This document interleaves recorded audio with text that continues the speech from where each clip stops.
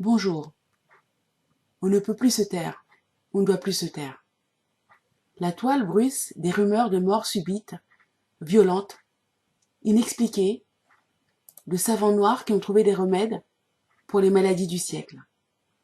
Et ça fait longtemps que ça dure et ça continue. Nanan Kofi Drobo II était tradit praticien et avait trouvé des remèdes à base de plantes pour le traitement du VIH-Sida. Il est mort pendant sa garde à vue le 25 août 1992. Le docteur Sebi, qui est également tradit praticien et qui avait trouvé des remèdes à base de plantes pour traiter aussi le VIH-Sida, meurt pendant sa garde à vue le 8 septembre 2016.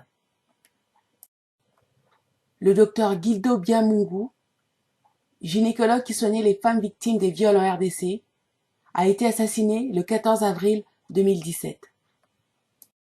Le professeur Adama Ly, cancérologue sénégalais, est retrouvé mort le 30 juillet 2018 dans son appartement parisien, 4 mois après avoir donné ses derniers signes de vie.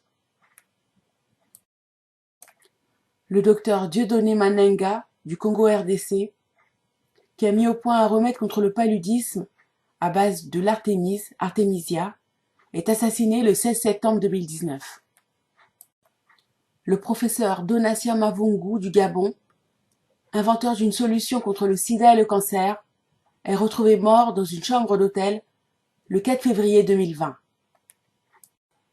Ces disparitions tragiques laissent bien sûr leur famille endeuillée et je ne connais pas de mots assez doux pour apaiser leur chagrin. Mais c'est toute notre communauté, toute notre humanité qui est endeuillée.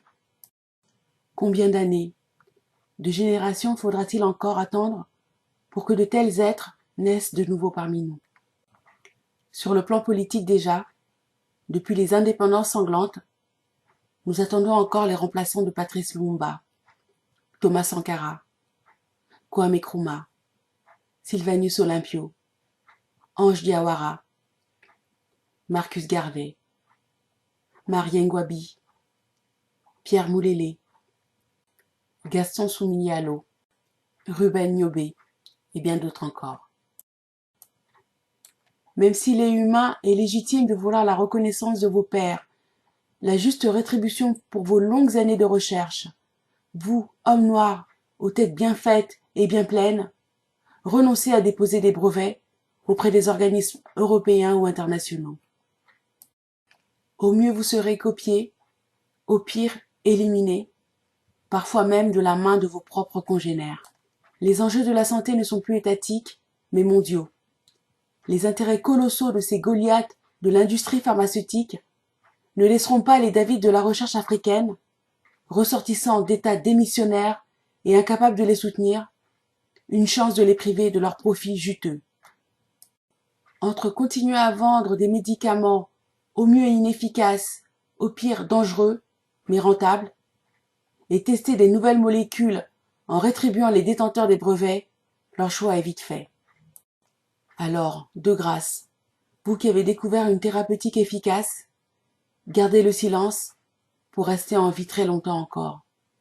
Pour vous, pour vos proches, pour nous. Car si dans la modestie de ces vies imposées par les rapaces qui nous gouvernent, vous ne soignez pas les maux de nos pères, de nos mères, de nos frères et de nos enfants, qui le fera? Si ces thématiques identitaires centrées sur la communauté noire vous intéressent, abonnez-vous à ma chaîne, partagez mes vidéos, mettez des pouces pour en augmenter la visibilité et appuyez sur la cloche de notification pour être informé de la publication de mes nouvelles vidéos. Merci.